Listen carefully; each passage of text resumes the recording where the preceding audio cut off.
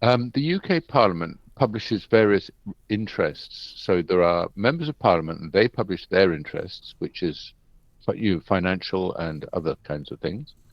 But then they have staff, and you can and well, first of all, let me remind you. So you have a list of staff, or you can do it by the member of Parliament. And it's better. I'll show you the difference, because if you go to the staff list, it looks like this. Okay, we'll come back to this. But if you go to the sponsoring members, it looks like this. So you have to do a lot of cleaning and filling to make, because it looks fine for a human being, but Mm-hmm. you And need why? to repeat her name all the way down, then his name all the way down that group, and so on. So it's easier to go to this one. So it's divided into 5 pages from A to Mm-hmm. D and so on. And it always has been. It's always been about 5 pages because there's 650 members. And at the moment, there's somewhere around 2,000 staff. And this is Why couldn't you always scrape it? Well, I tried to, I do it as an exercise. I've been doing this one as an exercise for years, and it's always worked with Google Sheets. So, for example, if I take that and then open a new Google Sheet, because the thing that made me want to have this conversation was what your reaction was when I said, when I showed you the page, and you saw it as a coder, and I see it as a journalist. And I thought that was a really interesting difference. So here I'm just going to do a quick built-in scrape from, this is what I've been teaching people, how to use import HTML within Google. So you need a table, and you need table number 1, and then you put in, that's how I always do it, because then you can adjust it quite easily. So there's import HTML, and you put in the references A1, A2, and A3, and close the bracket. And boom, you get a table. And boom, you get, we can't. you should, you can't. And it just could not fetch, blah, blah, blah, blah. Meanwhile, I also do it using R. We'll open R Studio and go to that. And there you can fetch it? Well, I can and I can't. So what I had to do was, so I use RVest, and I built a list, a changeable URL, because there are 5 URLs. And at first, if you do the basic one, which is to say page read HTML, and then put in the URLs, it gives you a 403 error, I think it is.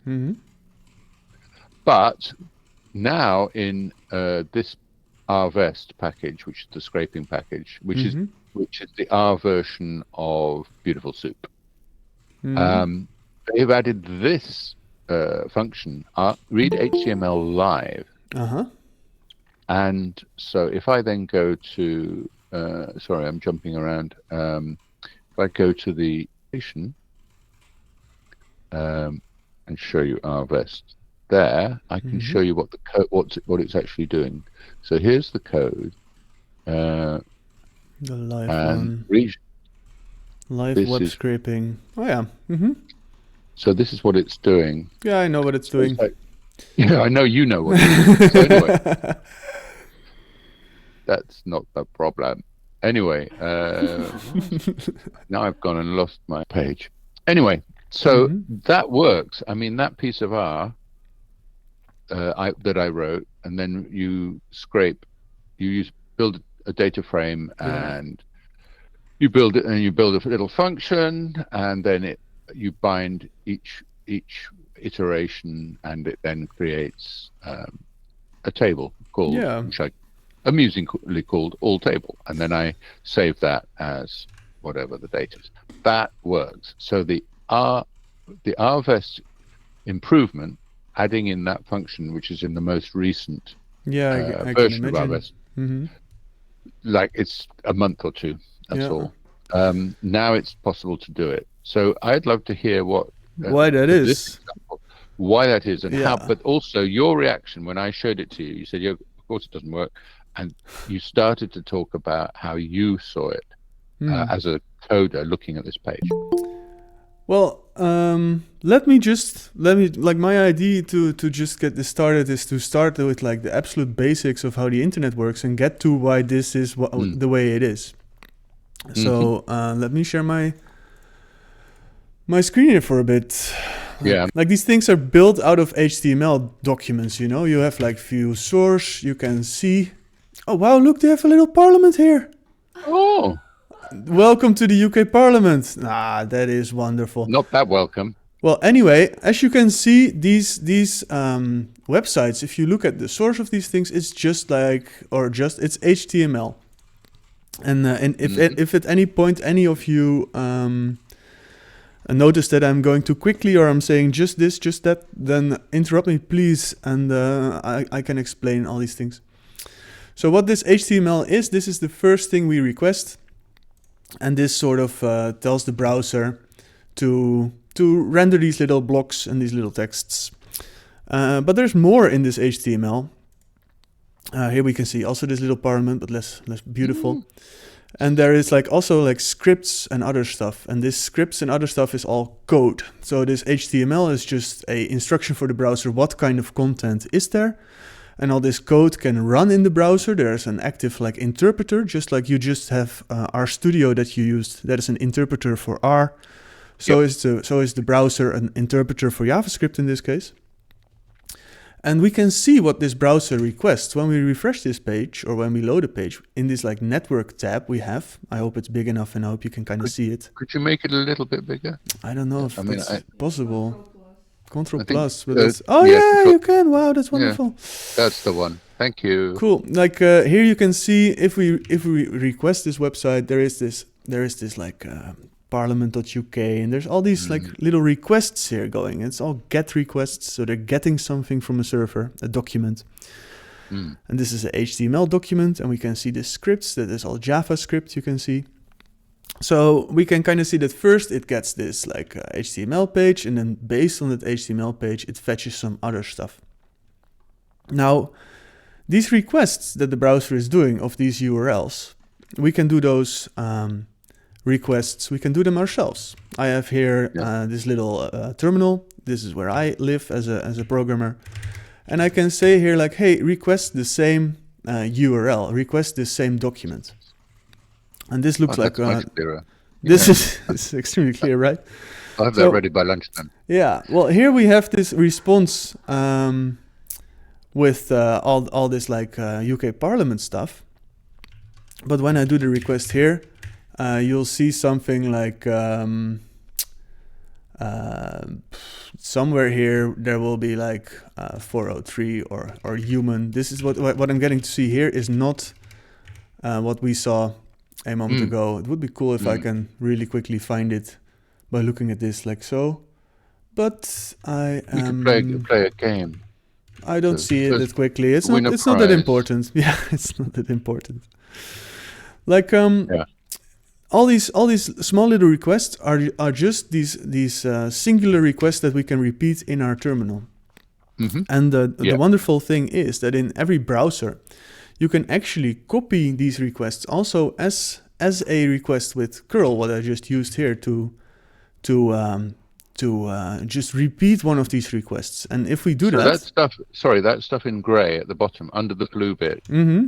That's what I just pasted in. That's the curl, right? That's what I copied from here. Copy value, copy as curl, and every browser supports that. So I can say copy, paste here, and here we can see. Sorry, I'm going a bit fast. Okay, well, I copied one singular request, and I copied the request to this HTML page, just this one document. I'm gonna request now in the terminal, which is a text-based thing where I can request something. And curl is software that I use to request this URL, which is the same URL we are looking at in the browser. And here we can see that HTTP, the underlying sort of technology that we use to make this request, it has this URL and it has headers. These -h, that is like headers. And we can see the same in the browser. Here we have headers. And here we can see, let's make this a bit bigger. Here we can see all the response and request headers. So when we request something, we tell the browser we want HTML. Yeah. It can be compressed, and there's all kinds of extra stuff here. Cookies are also a header. You can see that here. We're sending a header with the cookie value, etc. So this is all headers, and that's basically all that HTTP is. It's like a request you do for a certain document, and you give some metadata here. Now, you also can get metadata back. That's the response headers. And you get a response back, which is this HTML, which is the actual page we're seeing minus the styles. Yeah. So to do this in the terminal, we can also see these headers here. And we can execute this request. Now, I cannot write the binary to my terminal here. It doesn't really matter. What we just did was repeat the request that we did in the browser. So there's this curl way of doing this. This is basically defining like, okay, request this URL with these headers. But having it as curl means that you can basically use it as anything. There is like conversion tools that take my curl command that I just copied, and they just output the Python here. They convert it to Python. Oh wow! And they convert it So to that's R. curl You know, conversion. you can Yeah. say like, hey, do it with R or any language you like. Any language you like, you can use here, and convert that curl Yeah. request. Sorry.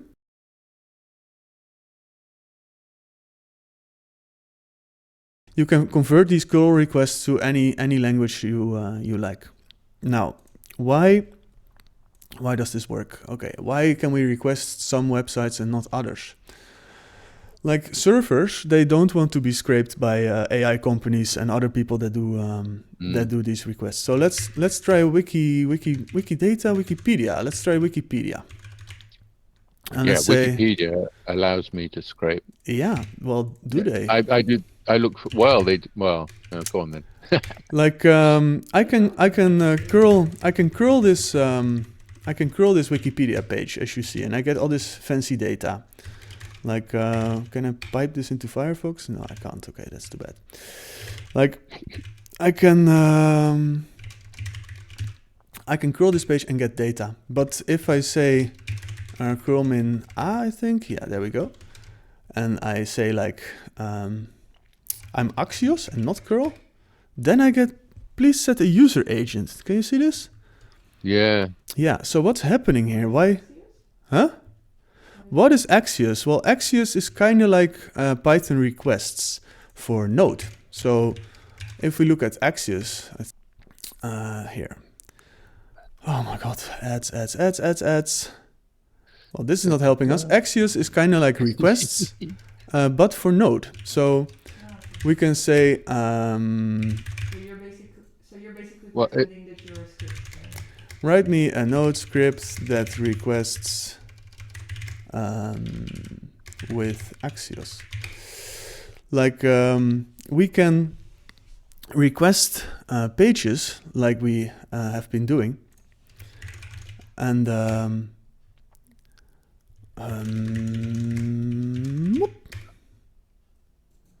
Basically, what you just did there is that you pretended you were a script. yeah, what I was doing is that I pretended I'm basically doing what Jonathan was doing. I'm requesting a wiki page here, and I'm requesting it with Axios, which is sort of like Python requests. This looks very much like Python requests. And now do the same with Python and requests. And we'll see that like we can requests. So Axios is that a service or No, it's just a library. Language. Yeah, It's a library. Yeah. Within a Python library. Run fetch Or, wiki. It's a node library. It's a node library. Now I've done the Okay. same. You can see on my screen that now I've done the same with Python. We have fetch wiki.py, and we're using requests here. See that? And we're doing exactly the Yeah. same thing And still, for requests, we also get HTML content. Please set a user agent and respect our robot policy. But somehow we are allowed to use curl to request this, and curl is just like Axios. It's just like requests. Yeah. Why can we use curl here and not these other languages with these little libraries? You know, because if I would do the same in R here, I would probably get to see the same thing, that I should use a. No, actually, I've scraped. I've got some scripts in R that will scrape Wikipedia. Yeah, I don't think they will work since a week or two. They've been clamping down. Yeah, they have been. And why is that? Like, why can Wikipedia say like, hey, you're not allowed to scrape us with Axios, but why is curl working? Well, as you can see in these like request headers that we have on Wikipedia, there is this one header that says user agent, and this user agent, Mozilla whatever. Yeah. This is the user agent of my browser, and it's very interesting. Yeah. There's a whole history of why this looks the way it does. I won't get into that. But this user agent kind of tells Wikipedia, like, hey, Wikipedia, I am Mozilla Firefox, you know? Yep. So what would happen if we now use... can I copy this maybe? That would be great. For the Python script. If I would say like, okay, listen up, Wikipedia. I am actually not requests. I am actually a browser. I'm actually the browser. Python fetch wiki, and then suddenly I'm allowed to do this too. See, I don't get the error anymore. So what Wikipedia and Wikidata and whatever, the whole wiki project is doing now is they're looking at these user agent strings and kind of saying like, okay, if you don't have a valid user agent string, we're going to block you. And we have also instantly seen why this doesn't work, because this is something we tell Wikidata. So we do this request and we set this header, and we can set this header ourselves. I just did this. So we can tell Wikipedia, like, hey, Wikipedia, what are you doing? You know, I'm just trying to access your stuff, and I can be Mozilla Firefox, and they just respond to me still. And this is the main problem with blocking any sort of scraping, is that identifying when I am an automated script and when not is basically impossible. So this is kind of like this. We win. We always win. And why do we always win? Because it's this Wikipedia server trying to identify our little browser, you know? Are we a browser? Like, I can show you that when I go to Stack Overflow, I'll get this, oh, today I don't. That's wonderful. Yep. Like, no, today I don't. Okay, so maybe the Atlantic. Yeah, of course, when there's an audience, you don't. Yeah, that's always the case. Atlantic. I only access their stuff on the archive. Can I like sign up for free? Is this also archive linked? The Atlantic, guys. What's your the Atlantic? The Atlantic. There we go. Yes. Okay. They still block me. Thank God. Why? Yeah. Well, because my browser How does. do they know? Yeah, my browser does not look like a browser to them. Like the fight here is that like their server is trying to identify whether I am using a browser, you know. Also, when you see this proof you are a human pop-ups sometimes, you know, maybe you have to click this little thing. That is not proof you are a human. That is proof you are a browser. Like what these servers are doing is maybe they are trying to run some JavaScript on your browser, you know, and then to do some work there and to prove that you are actually using a thing that runs JavaScript that looks kind of like a browser. So and why can't you block this? Well, what does this live thing do that you just showed us in R? Yeah. Well, that just uses a browser, a very default-looking browser, and that's very easy to do. There is for Python. There is also this stuff that's like Chrome driver undetected, I believe. Chrome driver undetected Chrome driver. There it was. Let's go. It's the thing that's sometimes called a headless browser, right? Well, headless browsers you can also detect. So it's yes, you can Oh. use a headless browser, which just means you run Chrome without showing you the little GUI, the graphical Yeah. shell. But you can also detect whether a browser is headless or not. So yeah, it's like it's not that simple. Let me copy this. There we go. So we can also say like if I add this thing, and let's use this. Okay, now make another Python script that uses undetected Chrome driver. We don't want to be headless. So what are you using there, by the way? Is that this is that just your terminal, but you're using a little bit of AI to write? Yeah, I'm code using. with? Well, I'm not using a little bit of AI. I'm using like only AI lately. This is Claude Code. I'm giving a talk on how to do all this in 2 weeks, I believe. So Okay. it's having the LLM, giving the LLM control of your computer, so it can do anything on my computer in this project directory. So Okay, so sorry, but just to be clear, so on the left of your screen, that's Yeah. your terminal. yes, And on the exactly. right of the line, the vertical line, Yeah. that is you talking to Claude Code. Yeah, exactly. Yeah. Okay. Yeah. Thank you. This Claude Code is just an LLM agent that has the capability of writing files on my computer using any sort of terminal tool that I have, like curl, like any terminal tool basically, and therefore I can have it do stuff for me that I don't have to do myself then, which is You're paying for that. yeah, I'm paying a lot of money for that, but you can Yeah. also do it for $20 a month, I think. But then you get like a little bit dumbed down. Then he's a little bit dumber, Yeah. but still very smart. It's extremely easy to use. Yeah, and you also have like OpenAI has the same thing. It's just called Codex, and they have their own model. Like everybody has their own version of this. Yeah, I'm being fed adverts for Codex. Oh yeah. Well, try it out because it's extremely powerful to give an LLM control of your computer. Anyway, back to the little course here. Like basically this fight we have with the servers, we as clients, we are asking these servers like, give us that stuff, and they are like, are you a browser?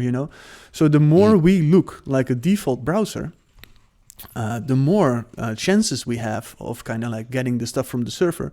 And if we are the most default browser possible, so we look the most like a normal boomer that uses their default Google Chrome installation on their Windows computer, if we look as much as that, then it's very much in the interest of the server or the company not to block us. So if we look like that, we will get some information. So if we now say UV run Python, UV is a tool, by the way, I can use to manage my Python dependencies. I'm aware of UV. Yeah. I haven't managed to copy it. So I can say like, I can say UV add this utils, I suppose. And then what? Module not found this utils. Hey. I think it was a typo. Hey man, like what about this? I don't think so. Oh, setup tools. If I add setup tools, okay. There we go. There we go. Boom. Did we see that?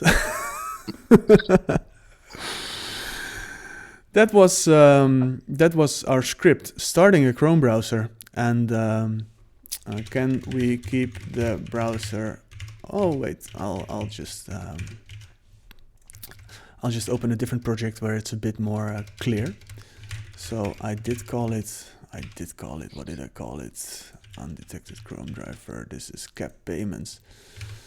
So cap payments. Here I did the same for. For a colleague that was trying to get some data. That's cap payments, as in agricultural. I have no idea what the source is. Like to me, it's all data, Jonathan. Okay. Here I did. I think it's from Malta, and it's we can check it out.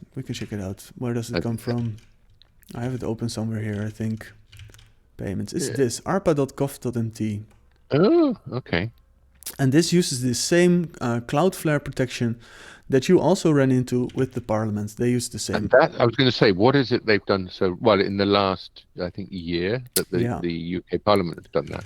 So Yeah. they've got Cloudflare to These detect. guys, Cloudflare is this company that offers this like blocking stuff. They run, by the way, more than 20% of the complete internet traffic. Yeah. They're huge. This is a humongous company. And what they do is they kind of like when we connect with our browser. Remember that Wikipedia checks for that user agent string. Well, there is like a million things you can do to fingerprint a browser, to check if a browser is actually a browser. And here we can see the first thing it does is check that user agent string. See that? Like we're fingerprinting my browser now. By the way, I'm on a website that shows us what you can do to check whether a browser is a browser. And here we can see that my browser is unique among more than 4 million browsers that they checked. So based on all the information that they can get from my browser, including this user agent, but also like all kinds of stuff, like what add-ons do I use, like how fast does it execute stuff, like how big is my screen, like you cannot, there's so much information exposed by this big piece of software. So just hang on, just to pause for a moment. This is one of the things when I'm talking to investigative journalists about, disguising their steps. I think a lot of people don't realize. Let's say you start investigating a company via its website at the very beginning of your investigation, and you spend several days looking at all their output. I mean, if they want, they can see you're there, and they can find out a lot about you and your setup. Yeah, definitely. Yeah. But then again, I feel that every journalist has a complex where they think they are extremely important and they have like very sensitive data, and they should be like very protected and whatnot. Nobody cares. Nobody cares. I think like often. I also see this like, for example, in Holland there is this like digital autonomy vibe going now with $1 million being invested by this fund to be an incubator for startups, and we have to be about digital autonomy. For reference, OpenAI rents all their servers from Amazon, and from Google and from whatever. And OpenAI's dataset contains like roughly all the private conversations of everybody in the world, So if I am to hack Amazon, what data am I going for? Am I going for all the private conversations in the world that OpenAI is storing there, or am I going for the little data set of the Dutch journalist? Well, I would know, So I don't think all this like I don't know how we got into this, but me because of talking to investigative journalists. But I think equally when talking to some who are not clued up about security, that thing of they're all after me. I mean, there are also the naive ones who think nobody's after me. I can go around the internet all on my own and nobody's going to know what I'm doing. It's just me, and my search history is the only thing I'm worried about. But actually, they're leaving far more. Well, you can be uniquely identified here just from what my browser is exposing. So anyway, we should see here, I'm also unique with my Chrome browser, which is a default browser, by the way. So it's just like my system information. So the more default we look, we want to be not unique, We want to be more default. And if I'm default enough, that would mean that you cannot say as a website that I am a malicious scraper, And how Cloudflare does this is basically based on all these things, and you can identify this browser like from running this JavaScript. You can identify how it does a handshake when you encrypt the traffic together. There's many things you can do to identify this traffic. So what we're doing here with this undetected Chrome driver, and let me check what I did here. This is this little project that I did. I think I do this. Yes, I do this. This is a little scraper that I built, and we can see now that it scrapes page after page, and it waits a bit for the page to load and stuff. And this is getting that information from that ARPANET, from that ARPA.gov file. And it's using this like little browser, this controlled browser. And if we look at the script, we can kind of see that, and I'll share this repo with you. Yeah, and you're getting JSON back. Yeah, we're getting JSON back, and we're saving that. We're taking the JSON from this browser. And here we can kind of see that we say like use this thing, and we're not saying headless. Don't use headless because it can be detected, and it was on this website. Because Cloudflare can run a bit of JavaScript and tell if the browser is headless or not. And we're saying here also that we are not telling we're not telling the browser that it's automation controlled and stuff like that. We're disabling a couple of things to look as much as a normal browser. And if we look as much as a normal browser, we can get through this Cloudflare protection, because Cloudflare just has no way of saying that this is not a valid user trying to visit this page. And that is basically, I would say, in short, the gist of it. Like, you want to look like a browser, and that's also why this live command was added to your R package, I think. Yeah, and it calls on another package. Well, it calls Chromote, and you'll see that Chromote is a same package that runs a Chrome remote interface. Yeah, and the Chrome remote interface is just running this this Chromium browser. Yeah. So it's doing the same thing as I was doing here with the Chromium driver, whatever. It's the same trick. It's just using a browser to look like an average user. So this is sort of like the cat and mouse game that we're touching upon now. And this is also why it's ridiculous, is that any scraping is just continuing. It's this warfare of companies that are like supplying content and companies that are consuming it. And the suppliers, their whole business model is based around ads or like other brand engagement or whatever. And this whole web, as we see it now, like if you look at these beautiful websites, they have like all these boxes and these colors, there's all kinds of like stuff going on. And there is not really a monetization method or a business model for this automated traffic. And lots of people are pulling in information in big amounts now. All these AI companies are training on all this crap. So now there is like this kind of backlash against like, oh, people are scraping our stuff bad. Yes. And that is why everybody is like paying Cloudflare lots of money to see the block page themselves. And when they see that block page, they are like, yeah, cool, I'm blocking people, But who they're not blocking is us that know, or OpenAI, Because if I know, OpenAI also does, and the scraping is just going on. It's taking us more resources to do the same. Where before we could just like use a Python library like requests or an R library to just do a small request, but now we have to start a browser. So, and the one that makes money on this is Cloudflare. There's a couple companies that offer this as a service even.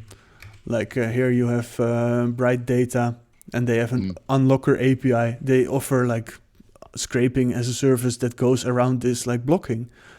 So here you have this humongous network operator, Bright Data, offering a service to get around the humongous blocking network operator Cloudflare. See where this is going? Mm-hmm. Yeah. So everybody's making shit tons of money, and we're burning more and more electricity to do it. But it's all a big circus and nonsense in the end. For there is no real blocking going on.